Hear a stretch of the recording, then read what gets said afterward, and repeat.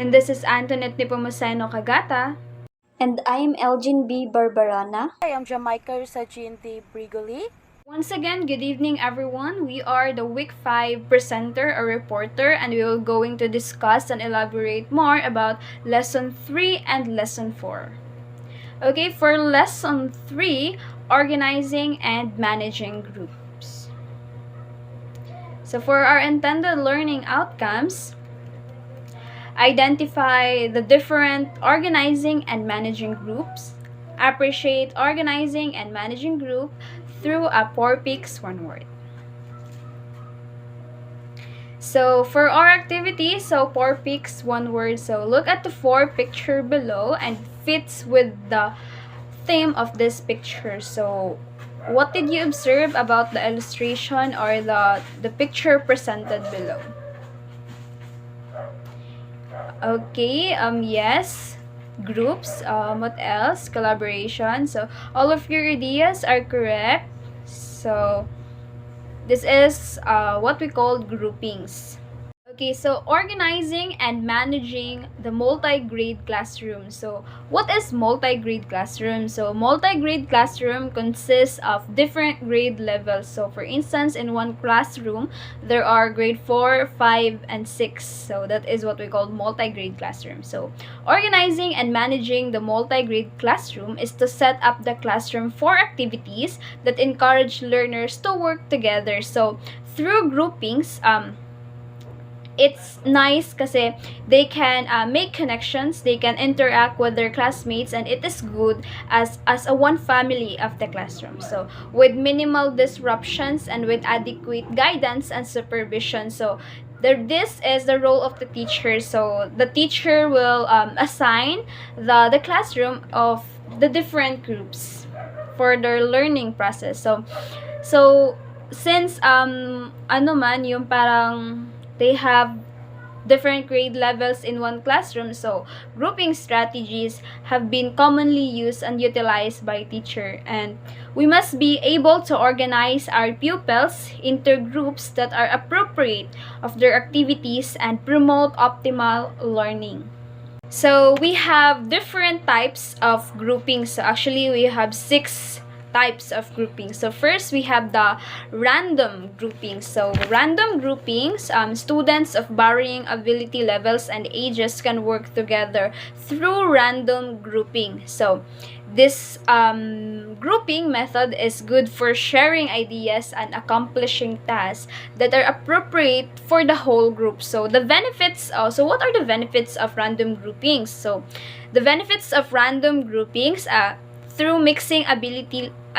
So it levels such as peer learning, challenges and growth that reduce pressure. It's because they have in a group.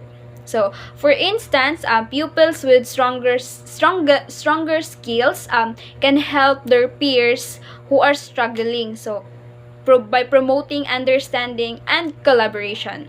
So through this, the teacher can create an inclusive and engaging learning environment. So we have discussing sharing information as what we said kanina na good for sharing ideas, completing tasks that suit for a whole group, and thematic health activity. Types of groupings, we have interest groupings. So when groups have to work on different topics within a theme, students can be given the opportunity to choose one of the most interest to them. So in this case, interest-based groupings techniques can be utilized. So through this grouping kasi, it can increase their motivation, and the pupils are more likely to be engaged and motivated when working on topics because they find it interesting and relevant. Kasi gusto nila yung lesson, and it's good na parang familiar sila kung ano yung i-discuss nila or kung ano yung gagawin nila. So next we have ability grouping. So students with the same achievement level are placed in the same group. So this allows them to focus on tasks best suited to their learning needs. So as a future educator, we really need to know more about our learners' capabilities and abilities in order for us to become aware na, for instance, like In this part, magaling dito si Jerome. So, dito siya nasay dapat. Parang ganyan. And through observation, analysis of work, samples and outcomes of previous assessment can be used as a basis of grouping. So, that would be your basis of groupings when conducting the ability groups. Next, we have grade grouping. So, students are grouped according to their grade level. So, this could be uneven due to the numbers of each grade. So, students are grouped according to their grade level. So, for example, in one classroom, it consists of 3 different grade levels. Like, example, grade 4, 5, and 6. So, there could also be 3 groups because this method can be used when there are specific objectives or learning objectives for each grade levels. Of course, they have different learning competencies na dapat nilang i-achieve at the end of the lesson. So, dapat nilang ma-aim yun. So, example, like for grade 4, so there one group, grade 5, one group, and also with grade 6. Next, we have the cross-age grouping. So, in the multi-grade classroom, the varying age of student can serve as an advantage. So, why do we say na it's advantage? Kasi because of their learning experiences. For example, like in grade 6, yung age niya is 19. So, it's very advantage for her when it comes to learning. So, older student can assist the younger ones. So, those older students are learners. It serve as mentors for those younger ones. So, in accomplishing tasks or projects and everything.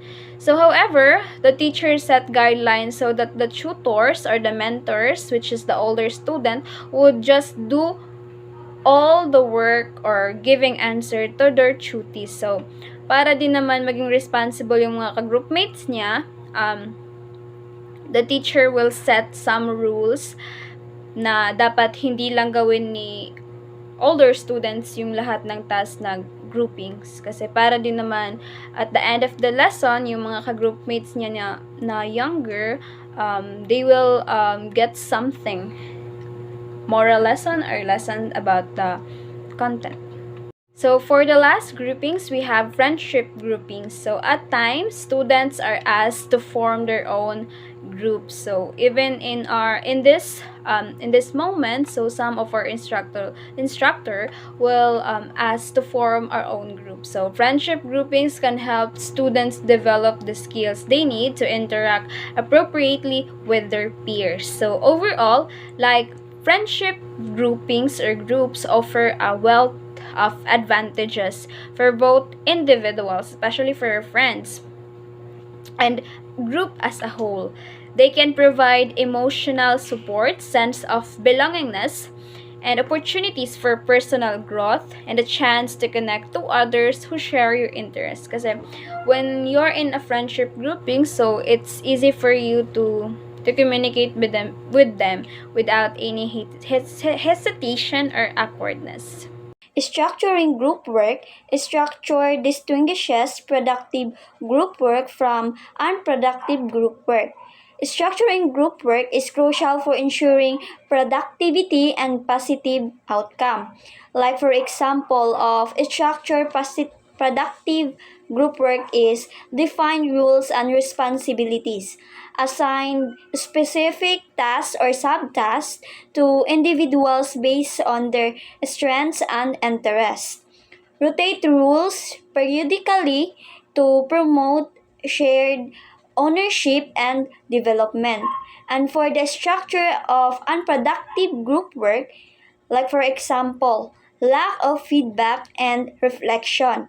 The group fails to learn the from the progress or adapt to challenges hindering improvement. Work rules. A group must differentiate its members' work activities in order to complete the task successfully. Like for example, you are a leader of the group, and as a group leader you can provide direction, facilitates discussions, and ensures the group stays on track. So during a project meeting, the leader guides the discussions, ensures everyone participates, and keeps the group focused on achieving the meeting objectives. Task-oriented rules. The rules include the coordinator, information given, information seeker, elaborator, recorder, and evaluator. Task-oriented rule is within group work, certain individuals naturally gravitate towards rules that focus on completing the task at hand. These are known as task-oriented rules, and they play a crucial part in driving the group's progress. Like for example, evaluator, a team member critically analyzes ideas, propose solutions, or progress report, providing feedback on their flexibility, effectiveness, and alignment with task goals. This role ensures quality control, identifies potential issues, and helps the group make informed choices. Relations oriented rules emphasize the development of interpersonal relationship and the maintenance of harmony within the group. Relation oriented rules fostering positive relationship and teamwork is crucial for creating a safe and supportive learning environment.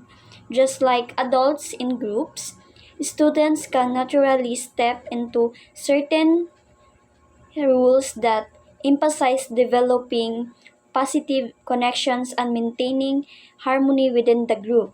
Just like for example, listener.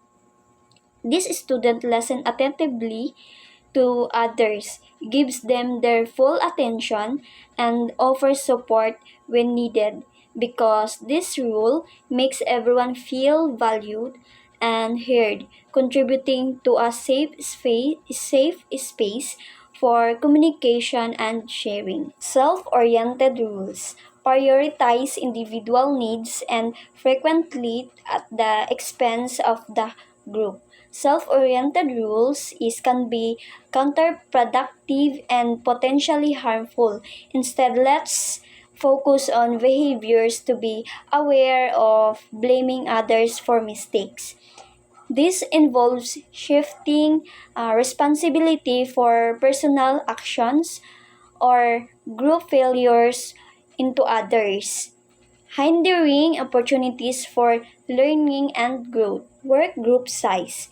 A key aspect of group work, it is preferred that groups of 3 or 4 people be used. Borg 2011, this ensures a diverse spectrum of viewpoints and experience, as well as ample time for everyone to participate. uh, is balancing efficiency and diversity from Borg 2011 suggests an optimal size of 3 to 4 individuals per groups. It's important to consider various factors before applying a one-size-fits-all approach. Group size is indeed a key aspect of work effectiveness, but the ideal number it depends on several aspects. For example, potential. Benefit of smaller, fewer people lead to clearer communication channels and faster decision making. Work group norms. The accepted standards of behavior within a group that are shared by the members are known as norms. Every group has its own set of practices, values, and expectations about how things should be done. are the unspoken rules that guide how people interact and behave within a team. This shared expectation can significantly impact a group's effectiveness and collaborations. So, ang work group norms ay meron siyang positive norms and negative norms. Yung positive norms is respectful communications because team members listen actively, express themselves clearly, and provide constructive feedback. This creates a safe and inclusive environment where everyone feels valued and heard. While the negative norms is dishonesty or lack of trust. It's because members withhold information or take credit for others' work, eroding trust and collaborations.